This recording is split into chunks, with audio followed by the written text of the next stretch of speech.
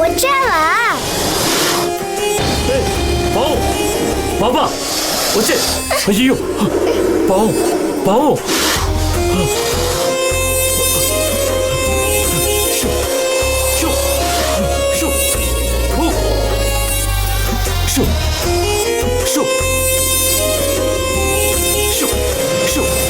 అయ్యా అయ్యా వద్దయ్యా, దాన్ని కొట్టకండి అయ్యా.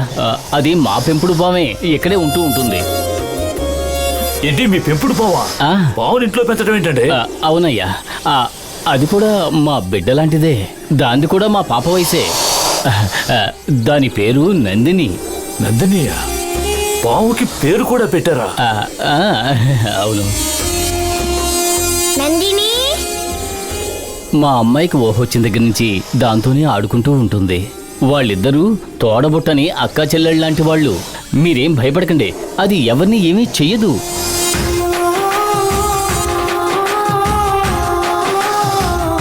రా, నా మాట విని ఇలా రా.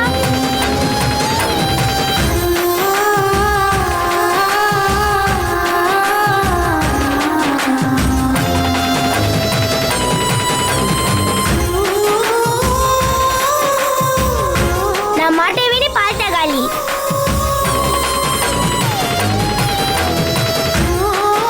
ఇంట్లో పావుని పెంచుతున్నారు.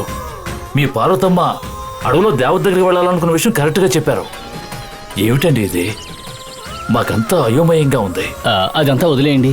మీరు అడవిలో ఉన్న గుడికి మాత్రం వెళ్ళకండి. గాయపడ్డ అతనికి నయమైన తర్వాత అతన్ని తీసుకుని మీరందరూ ఊరికి వెళ్ళిపోండి. ఏమండి, పూజారి అయ్యుండి దేవత మొక్కు కోసం వచ్చిన వాళ్ళని వెళ్ళిపోమంటారంటే? మీ మంచి కోసమే చెబుతున్నానండి. క్షేమంగా ఊరికి వెళ్ళి చేరండి.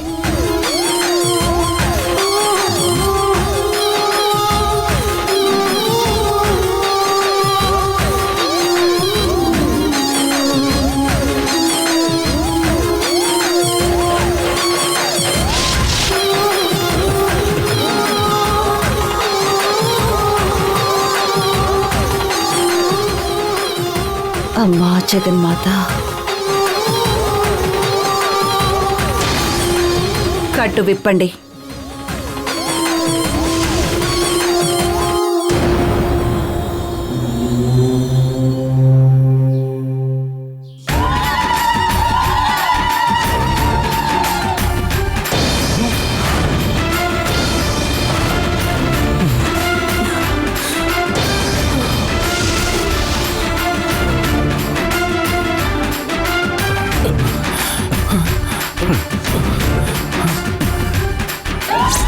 గాయం నయమైపోయింది.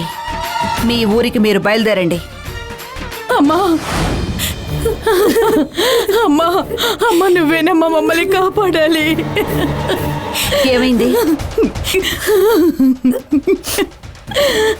ఏడవకమ్మా, అసలు ఏం జరిగిందో చెప్పు. అమ్మా, ఇన్నాళ్ళు ఏ సంబంధం కుదరని నా కూతురికి మీ దయ వల్ల మంచి సంబంధం వచ్చింది. ఎల్లుండి పెళ్లి పెట్టుకున్నావు. మా అమ్మాయి పెళ్లి కోసం కొన్న నగలన్నీ ఎవరో ఎత్తుకెళ్ళిపోయారమ్మా. ఇప్పుడు నేనేం చెయ్యను? మాకు పెద్ద దిక్కుగా ఉన్నా నువ్వే మాకు దారి చూపించాలమ్మా.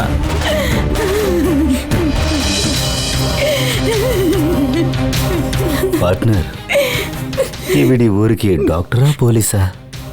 కనిపించకుండా పోయిన నగల గురించి మాట్లాడుతున్నారు. నువ్వు నోర్మై.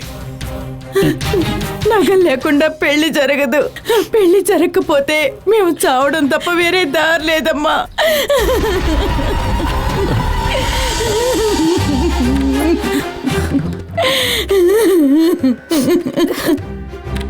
రేపు సంధ్యా సమయంలో నీ కూతురి చేత్తో దీపం వెలిగించి నాకివ్వమని చెప్పు.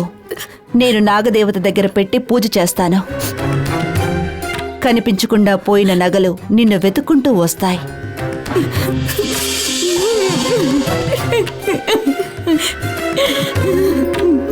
నీ కూతురి పెళ్లి తప్పకుండా జరుగుతుంది.